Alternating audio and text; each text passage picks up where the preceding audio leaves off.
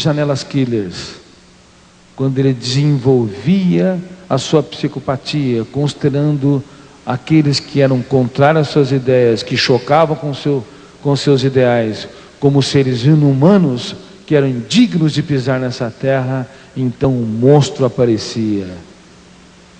É por isso que um psicopata pode oscilar e disfarçar por algum tempo a sua psicopatia, escondendo-a através de um território inconsciente, um grupo de janelas na sua memória que financia atitudes altruístas, gentis em alguns momentos. Porém, não há dupla personalidade como as pessoas imaginam. O que há é um duplo território de memória, ou seja, regiões completamente distintas como os solos dessa terra. Você pode sair de um deserto e entrar num oásis, você pode sair de uma terra árida e entrar numa floresta. Assim, a mente humana, figurativamente, também tem regiões muito distintas. E notem que nós também temos tais experiências tecidas na colcha de retalhos da nossa memória. As situações em que nós somos bem tranquilos, serenos e respeitosos, e há outras situações que nos tiram completamente a serenidade, a sobriedade, e reagimos agressivamente, e as pessoas ao nosso redor ficam espantadas com a nossa atitude. E nós mesmos nos surpreendemos e depois nos arrependemos. Como eu pude ter tais reações?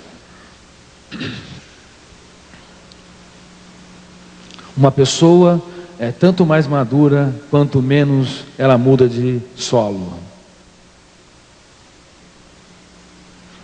Uma pessoa é tanto mais madura quanto menos o relevo muda significativamente. Quem passa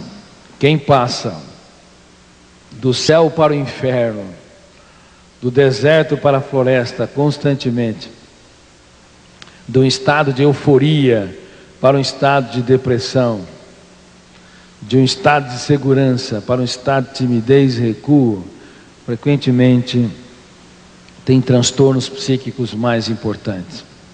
E você nunca sabe como se relacionar com tais pessoas. Você pisa em ovos,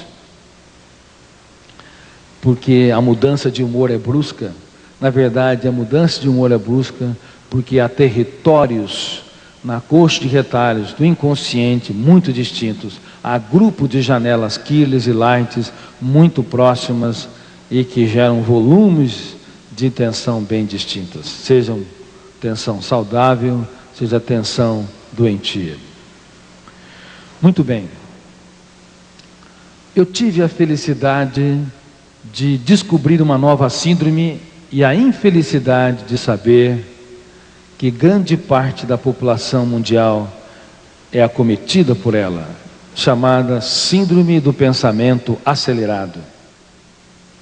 Pensar é bom, pensar demais, como eu disse, pensar sem qualidade é um grande problema, é o maior vilão da qualidade de vida na atualidade. Uma pessoa que pensa excessivamente, ela não consegue contemplar o belo de maneira profunda e não consegue aquietar a sua emoção. Ela é muito oscilante. Quem gostaria aqui de ter equilíbrio? Levante as mãos. Ser uma pessoa equilibrada.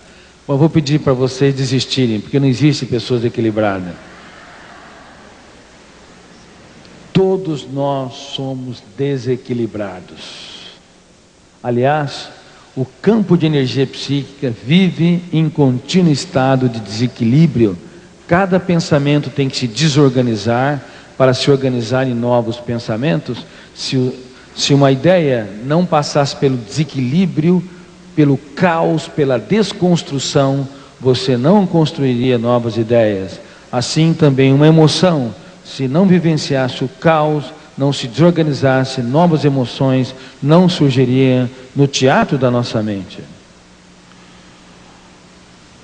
Desequilíbrio psiquodinâmico indica que a energia psíquica ela está num contínuo estado de construção, desconstrução e reconstrução, ou seja, organização, caos e reorganização. O melhor momento de alegria que você experimentou na vida se dissipa depois de algumas horas, se torna em apreensão, depois se torna em ansiedade, depois se torna em tranquilidade. Não é possível o eu, como gestor do teatro da mente, impedir esse processo. Ele deve apenas administrar com maturidade os excessos, mas impedir que haja um estado de mudanças da energia emocional e um estado de mudança dos pensamentos é impossível. Ninguém literalmente consegue parar de pensar. Eu quero fixar meu pensamento numa ideia maravilhosa, ou então eu quero interromper bruscamente a produção de pensamentos. Tente interromper o pensamento. Até a tentativa de interrupção já é um pensamento. É a consciência da interrupção. Esse show no palco da mente, os fenômenos que leem a memória nunca param-se de encenar. Todos os dias, a cada momento, uma peça é produzida no palco da nossa mente. Pensamentos, imagens mentais, ideias, fantasias, sonhos, recordações, recuperação ou lembranças do passado vêm frequentemente no palco da nossa mente, num processo contínuo, como tentativa de fazer com que cada ser humano rompa a solidão intrínseca e experimente o prazer. O mundo das ideias, o mundo que se encena no teatro da nossa mente é um show existencial para nos animar, nos entreter, nos envolver.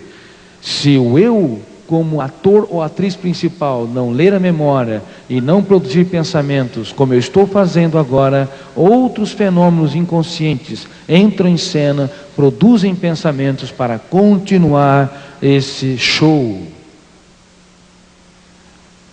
Existem 3 fenômenos inconscientes que leem a memória e produz cadeias de pensamentos, imagens mentais, ideias e fantasias. O primeiro deles, eu disse, é o gatilho da memória. A cada momento o gatilho é acionado diante de qualquer estímulo. Por exemplo, no exato momento que eu estou falando, sem que o teu eu perceba, o gatilho está sendo acionado.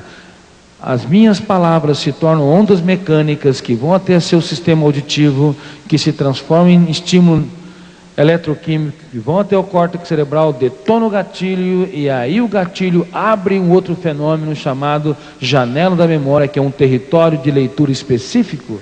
Então, para vocês entenderem a linguagem, a psicossemântica, o significado da comunicação, o gatilho da memória e as janelas formam um pacto contínuo, milhares de vezes eles são acionados, e assim, sem que o eu participe do processo, nós vamos adquirindo a consciência, a compreensão do mundo que está ao nosso redor. Observem as suas mãos nesse exato momento. Do jeito que vocês estão, não, do jeito que você olhar, do jeito que vocês estão. Só olhem para as suas mãos e